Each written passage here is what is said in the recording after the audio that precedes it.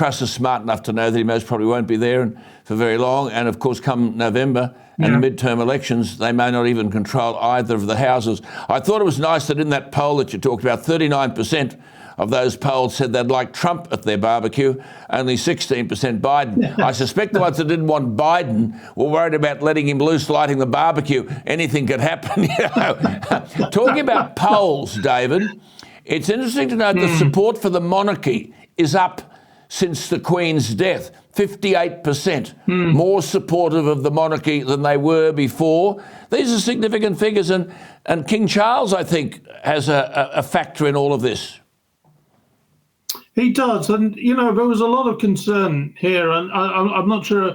I suspect it's probably reflected back with you guys in Australia as well. Yep. But we have this amazing 70-year reign, a woman who commanded an awful lot of respect and loyalty, and there was always this big question mark: what happens when she's gone?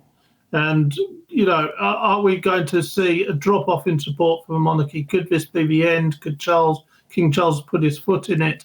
So far, he's been absolutely fantastic. There was the incident with the pen, but his addresses to Parliament, to the nation, and so forth has been absolutely spot on.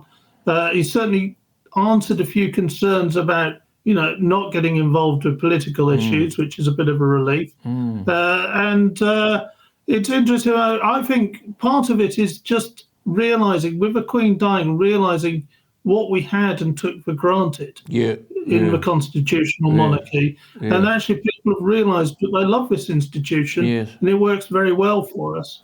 And certainly events like that funeral, which, a sad occasion, but it was a magnificent occasion. I mean, absolutely incredible occasion. Was, a reminder of what it brings to this country. Yes, exactly. And that's what that poll is. I mean, you made this point about concerns about what Charles might be. I mean, he would be aware that his mother was very keen about the united part of the kingdom, that is, keeping the kingdom together. Now, in a short space of time, he addressed the Irish Parliament, the Scottish Parliament, the Welsh Parliament, and then very concerned about the Commonwealth. Well, he had a big function for the Commonwealth heads of government, so he was really honouring the Queen's legacy very significantly. But I noticed in that poll, the backing of the UK constitutional monarchy, as you said, was found in every age, every education level and every voting capacity. And young adults, 18 to 34,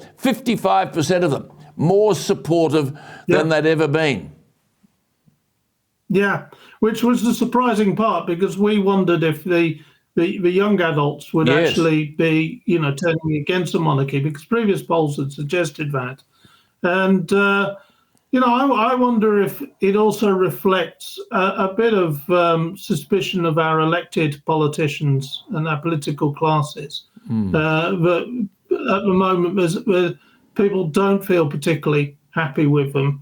Especially as, we're all undergoing this terrible cost of living crisis. We're not sure about the decisions which are being made. And there was a poll we did a couple of months ago where we asked, when the Queen was still alive, who would you rather was making the decisions? And more than half of them said the Queen. And there's that's it. And I think having a constitutional monarchy that's above politics, but it kind of gives people some sort of assurance, actually, that there's a keystone there that will keep at least keep our elected politicians in line.